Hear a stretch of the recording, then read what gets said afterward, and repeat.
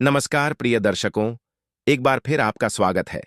प्रिय दर्शकों, आज फिर एक नया वीडियो, एक नई कहानी लेकर के हम हाजिर हुए हैं। आज की जो कहानी है, आज का जो प्रसंग है, ये बड़ा ही मोटिवेशनल है, बड़ा ही ज्ञानवर्धक है। प्रिय दर्शकों, एक कव्वे ने बताया कि पिता के घर में रहने वाली कन्या कौन सा पाप करती है। प्रिय दर्शकों, इस कहानी को ध्यान से सुने और समझे, तो चलिए कहानी शुरू करते हैं। लेकिन आगे बढ़ने से पहले आपको बता दें कि गरुड़ पुराण में कहा गया है कि कथा हो या सीख, अगर बीच में छोड़ दिया जाता है तो वह पाप की श्रेणी में आता है। तो आपसे निवेदन है कि वीडियो को अंत तक पूरा देखें, और अगर आप एक सनातनी हैं, भगवान श्री राम को मानते हैं, तो वीडियो को लाइक करके, चैनल को सब्सक्राइब करके, कमेंट बॉक्स में जय श्री राम जरूर लिखें। तो चलिए कथा शुरू करते हैं मित्रों। आज के इस वीडियो के माध्यम से आपको पता चलेगा कि एक कन्या अपने पिता के घर में रहकर कौन सा पाप करती है, और क्या उस पाप का फल माता पिता को भी भोगना पड़ता है। मित्रों, एक दिन की बात है जब देवर्षि नारद जी पृथ्वी लोक पर भ्रमण करके भगवान श्री कृष्ण के पास जाते हैं। तो भगवान श्री कृष्ण नारद जी को अपने पास आया हुआ देखकर कहते हैं, हे देवर्षि नारद जी, आज आप किस कारणवश हमारे घर पर पधारे हैं। तब देवर्षि नारद जी कहते हैं, हे प्रभु, हे प्राणनाथ, आज जब मैं मृत्युलोक पर भ्रमण कर रहा था, तब मैंने देखा कि कुछ कन्याएं अपने पिता के घर में काफी अधिक समय से रह रही हैं, जबकि पिछले युगों में कन्याओं का विवाह बहुत ही कम आयु में होता था और वे तभी से अपने पति के घर रहने के लिए जाया करती थी। परंतु आज कल युग में मैंने एक विचित्र घटना देखी है कि कल युग में पैदा हुई कई सारी कन्याएं विवाह के बाद भी अपने पिता के घर में लंबे समय तक रह रही हैं। वह अपने ससुराल में अपने पति से झगड़ा करके भी बार बार रहने के लिए अपने पिता के घर को जाती है। हे प्राणनाथ, इसीलिए मैं आपसे यह जानना चाहता हूं कि क्या एक पिता के घर में कुंवारी कन्या का अधिक समय तक रहना सही होता है या नहीं। कौन सी आयु में कन्या का विवाह करना योग्य होता है, और विवाह के बाद कन्याओं को पिता के घर में रखने से कौन सा पाप लगता है। हे प्रभु, कृपा करें और मुझे इस जिज्ञासा को शांत प्रमाण करें, और मेरी इस जिज्ञासा को शांत करें। अब देवर्षि नारद जी की इतनी बात सुनने के बाद भगवान श्री कृष्ण मुस्कुराते हुए बोले, हे देवर्षि नारद जी, आज आपने जो प्रश्न किया है वह प्रश्न समस्त मानव जाति के लिए बहुत ही कल्याणकारी है। आपके द्वारा पूछा गया प्रश्न अत्यंत ही महत्वपूर्ण है। आज मैं आपको इन सभी प्रश्नों के उत्तर को एक सच्ची घटना के माध्यम से देता हूं। यह कथा द्वापर युग की है। हे देवर्षि नारद जी, कृपया आप इस कथा को पूरे सच्चे मन से और पूरी श्रद्धा से सुने, क्योंकि जो भी प्राणी इस कथा का श्रवण सच्चे मन से करता है और इस कथा का प्रसार करता है, मैं उनके 100 अपराध माफ करता हूं, और मृत्यु के बाद वह प्राणी अनंत काल तक मेरे साथ विष्णु लोक में वास करता है। प्रिय दर्शकों, अब देवर्षि नारद जी कहते हैं, हे प्रभु, आप इस कथा को सुनाइए। मैं इस कथा को ध्यान से पूरा अवश्य सुनूंगा और इस कथा का प्रसार भी करूंगा। जो भी पति पत्नी यह कथा सच्चे मन से सुनेंगे, वे सभी पति पत्नी मेरे आशीर्वाद से ही हमेशा सुखी जीवन व्यतीत करेंगे। हे प्रभु, कृपा करें और इस कथा को कहे मित्रों। अब भगवान श्री कृष्ण कहते हैं, देवर्षि नारद जी, मैं आपको जो कथा सुनाने वाला हूं, यह कथा 8वें द्वापर युग की घटना है। यदुकुल श्रेष्ठ वीरवर उग्रसेन के यहां जो घटना घटित होने वाली है, उसी का मैं आपको भूतकाल के रूप में वर्णन करूंगा। हे देवर्षि नारद जी, आज से पहले पृथ्वी लोक पर मथुरा नाम की एक बहुत ही प्रेम की शोभा ईमान नगरी थी। उस नगरी में उग्रसेन नाम वाले यदुवंशी राजा राज्य करते थे। वे शत्रु विजय संपूर्ण के तत्व, ज्ञान, प्रजा के रक्षण करने वाले और अति गुणवान राजा एवं बड़े ही मेधावी राजा थे। उग्रसेन धर्मपूर्वक राज्य का संचालन और प्रजा का पालन करते थे। उन्हें अपनी प्रजा की बहुत चिंता रहती थी। पास के गांव में ही उन्हीं दिनों विदर्भ देश में सत्यकेतु नाम से प्रसिद्ध एक महापराक्रमी राजा राज्य करते थे। राजा सत्यकेतु की एक पुत्री थी जिसका नाम पद्मावती था। वह सत्य धर्म का पालन करने वाली और अपने रूप यौवन से अति सुंदर, गुणवान और चरित्रवान स्त्री थी। उसके अंदर लक्ष्मी के समान सुंदरता और मधुरता थी। उसी के साथ मथुरा के राजा उग्रसेन ने उस सुंदर नेत्रों वाली पद्मावती से विवाह किया। उसके स्नेह और प्रेम से मथुरा नरेश पद्मावती पर मुग्ध हो गए। अब राजा उग्रसेन पद्मावती को अपने प्राणों के समान ही प्यार करने लगे थे। जब तक वह दोनों एक दूसरे को देख नहीं लेते थे, उनको चैन नहीं मिलता था। राजा उग्रसेन बिना पद्मावती को साथ लिए भोजन तक नहीं करते थे। अब राजा उग्रसेन का उसके साथ क्रीड़ा विलास में ही समय बीतने लगा। दर्शकों, अब भगवान श्री कृष्ण कहते हैं, हे देवर्षि नारद जी, पद्मावती के बिना उन्हें एक क्षण भी चैन नहीं पड़ता था। अब तो दिनों दिन दोनों पति पत्नी में प्रेम बढ़ने लगा। अब फिर कुछ समय के बाद विदर्भ नरेश सत्यकेतु ने अपनी पुत्री पद्मावती को याद किया और उसकी मां भी उसे न देखने के कारण बहुत दुखी थी। इसीलिए उन्होंने एक दिन अपनी बेटी के हालचाल जानने हेतु मथुरा नरेश उग्रसेन के पास अपने सबसे हितेश को भेजा। मित्रों, अब भगवान श्री कृष्ण कहते हैं, हे देवर्ष नारद जी, दूतों ने राजा उग्रसेन के पास जाकर आदरपूर्वक कि महाराज विदर्भ नरेश सत्यकेतु ने अपनी कन्या और इस राज्य की महारानी के कुशल समाचार जानने हेतु हमें यहां पर भेजा है। आपको हमारा सादर प्रणाम। अगर हमारे महाराज का आपको प्रेम और स्नेहपूर्ण अनुरोध आपको स्वीकार हाय सन्नोबा, तो हम हमारी राजकुमारी पद्मावती जी को पूरे आदर सम्मान के साथ हम उनको अपने साथ ले जाने आए हैं। अगर आप इस बात से सहमत हो तो कृपया महारानी पद्मावती जी को हमारे साथ भेजने की व्यवस्था कीजिए। महारानी पद्मावती को उसके माता पिता देखना चाहते हैं। अब राजा उग्रसेन ने जब दूतों के मुंह से यह बात सुनी तो वे भी प्रसन्न हो गए, क्योंकि वे भी चाहते थे रानी पद्मावती को आराम करने हेतु उनके पिता के यहां जाना चाहिए, क्योंकि उनके विवाह को 6 महीने हो चुके थे। तब उन्होंने स्नेह और उदारता के कारण अपनी पत्नी पद्मावती को विदर्भ राज्य के यहां भेज दिया। अब पिता के यहां जाने को लेकर रानी बहुत ही प्रसन्न थी। अब पद्मावती बड़ी खुशी के साथ अपने मायके में आ गई। जब रानी पद्मावती अपने पिता के घर पहुंच गई तो वहां पहुंचकर उसने पिता को प्रणाम किया। अब तो राजा सत्यकेतु रानी पद्मावती के आने से बहुत ही प्रसन्न थे। मित्रों, अब भगवान श्री कृष्ण कहते हैं, हे देवर्षि नारद जी, अब पद्मावती वहां अपनी सखियों के साथ मन से मुग्ध होकर अपने नहर में घूमने लगी। पहले की ही भांति घर, वन, तालाब और राज्य में वह विहार करने लगी। रानी पद्मावती इसलिए सभी जगह घूम रही थी क्योंकि वे विवाह के बाद पहली बार अपने पिता के यहां आई थीं। यहां आकर वह फिर से वह छोटी सी बालिका बन रही थी। फिर कुछ दिन बीतने के बाद वह भूल गई कि उनका विवाह हो चुका है। अब तो उनके बर्ताव में ना ही लज्जा थी और ना ही कोई संकोच का भाव था। अब भगवान श्री कृष्ण कहते हैं, हे देवर्षि नारद जी, एक दिन की बात है, जब रानी पद्मावती अपनी सखियों के साथ एक सुंदर वन का सैर करने के लिए गई थी, तब रानी पद्मावती को वहां पर उन्हें एक रमणीय वन दिखाई दिया। वहां पर कई सारे केलों के पेड़ उद्यान से शोभा पा रहे थे। वहां पर कई सारे पेड़ और भी थे जो फूलों से लदे हुए थे। उन पर फूलों की बहार थी। वहां पर कुछ कुछ पर्वत भी थे। जब रानी पद्मावती ने देखा कि एक ऐसा रमणीय वन है और दूसरी ओर सुंदर वन है और बीच में स्वच्छ जल से भरा हुआ एक तालाब है, जब रानी पद्मावती ने उस तालाब को देखा तो वह एक छोटी बालिका की तरह वह अपनी सभी सखियों के साथ उसी तालाब में खेलने लगी। वे सभी इस संसार को भूलकर खेल कूद में मन से मग्न होकर पूरी तरह से डूब गई थीं। फिर वे तालाब में उतर गईं और हंसती गाती हुई जल क्रीड़ा करने लगी।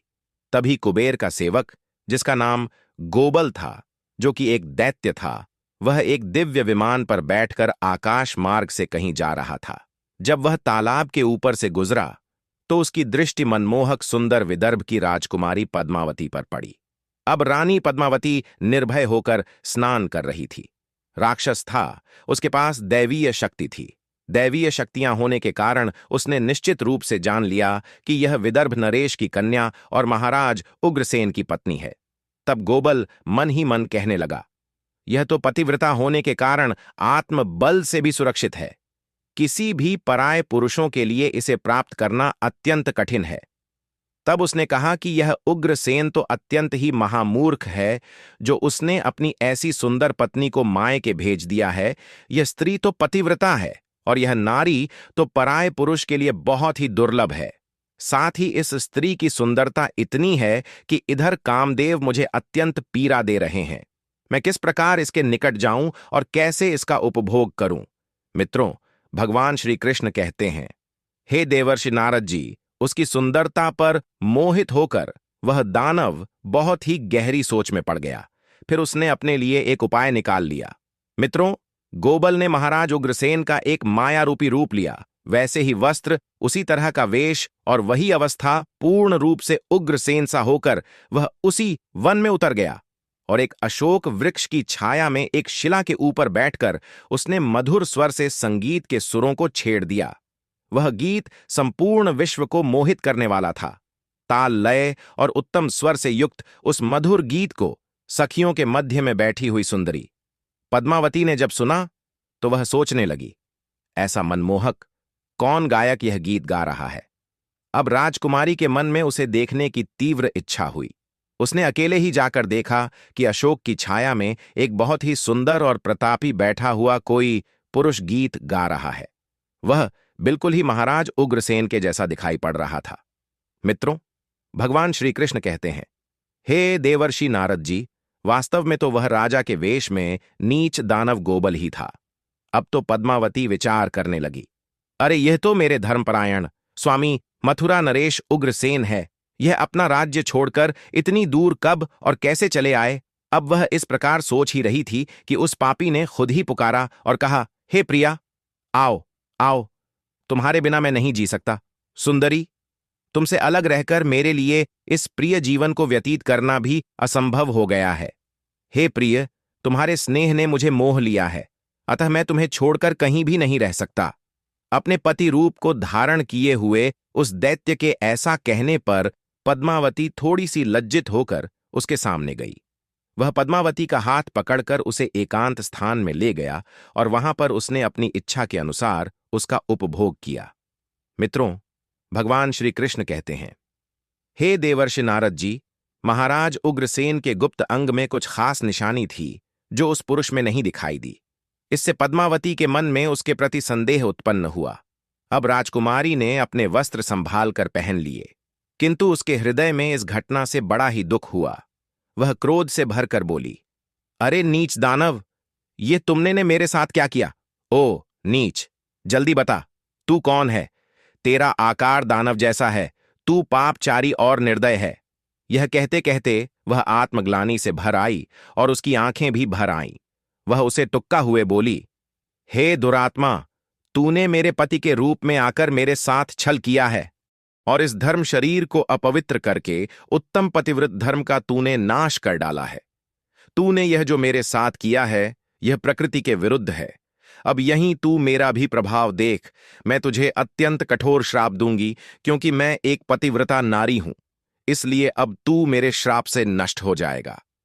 अब उसकी बात सुनकर गोबल ने कहा, हे पतिव्रता नारी, भगवान श्री विष्णु तथा उत्तम ब्राह्मण के भय से तो समस्त राक्षस और दानव दूर भागते हैं।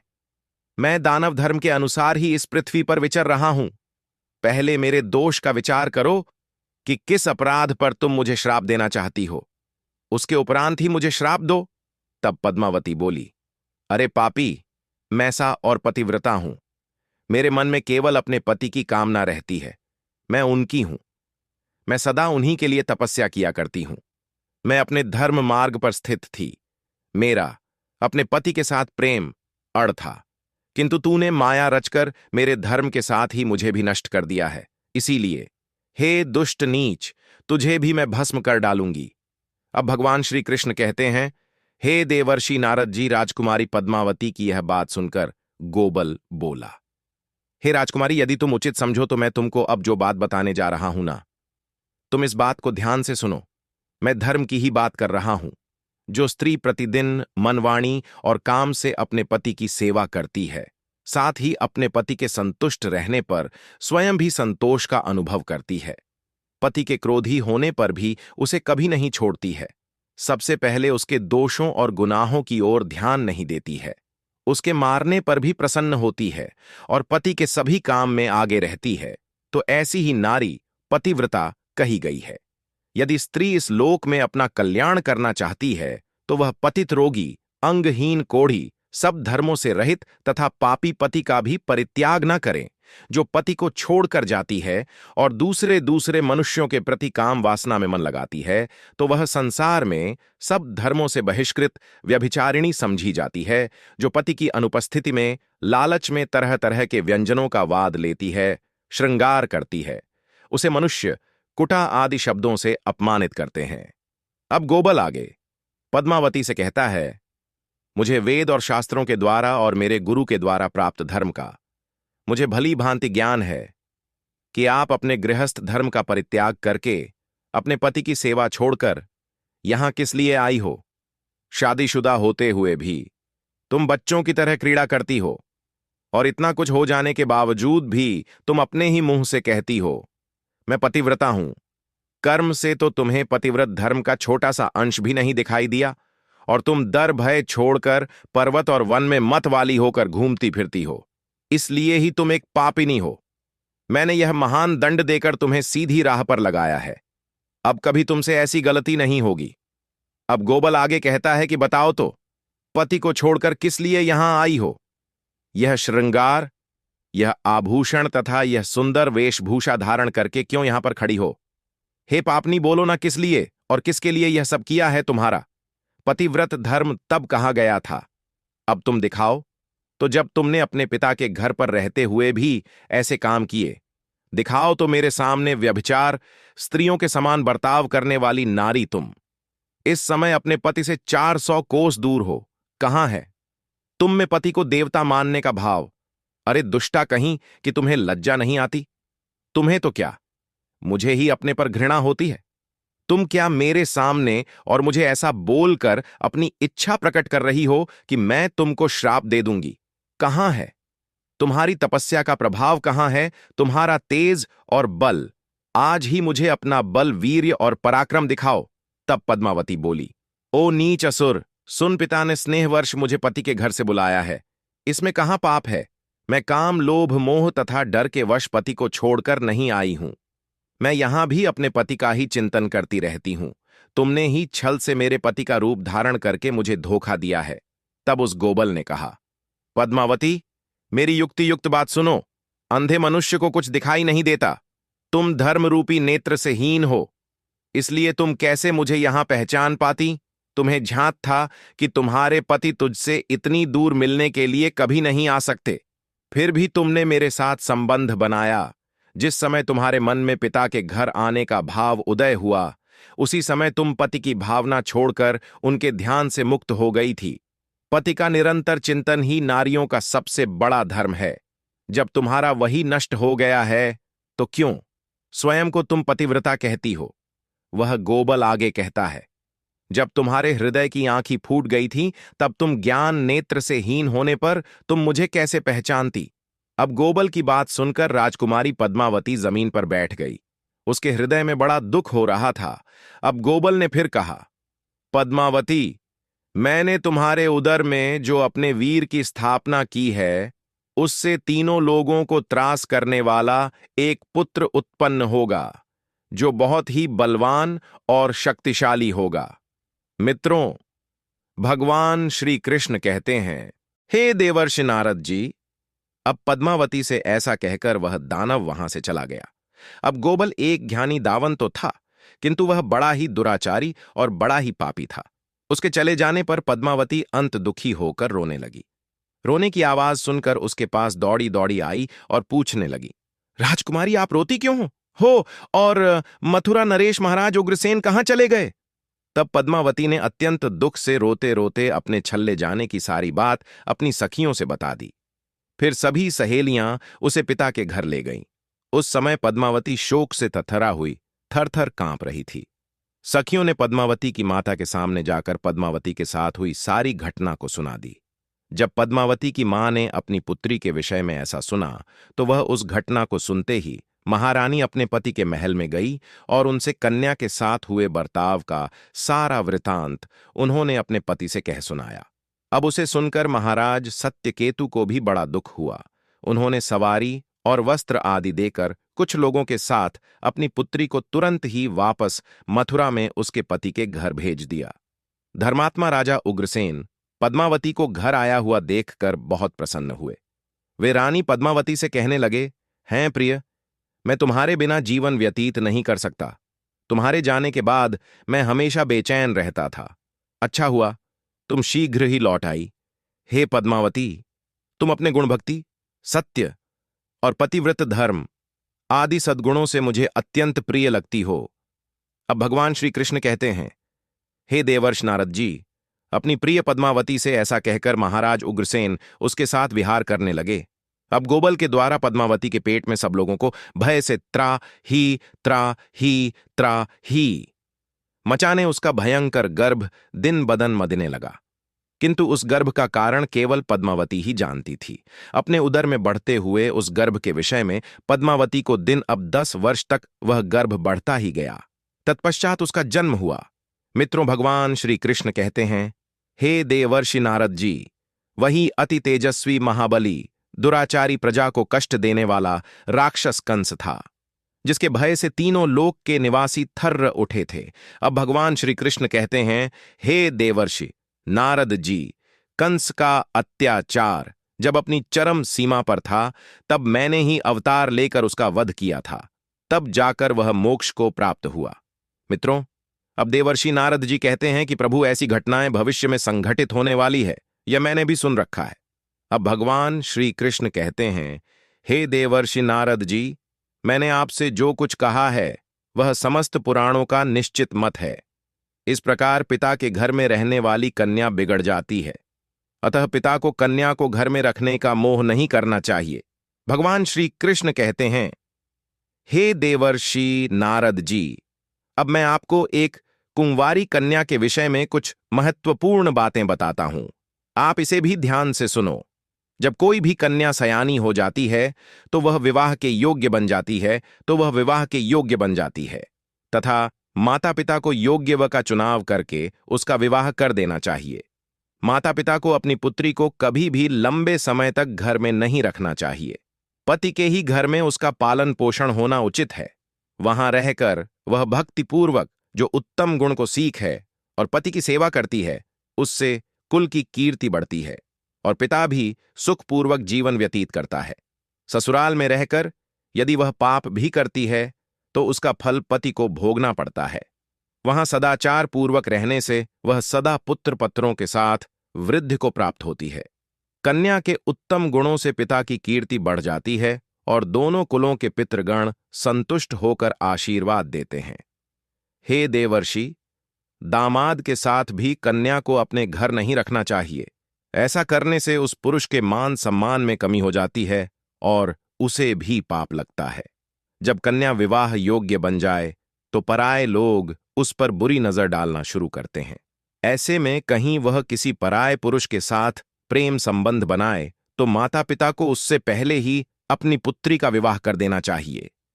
एक जवान कन्या पिता के घर में रखना मतलब खजाने से भरा घड़ा चोरों के बीच रखने के समान होता है, तथा उस स्त्री का गहना और पिता का सम्मान उस कन्या की इज्जत होती है, जिसे हमेशा संभाल कर रखना चाहिए। किसी भी स्त्री को कभी भी पति से दूर नहीं रहना चाहिए।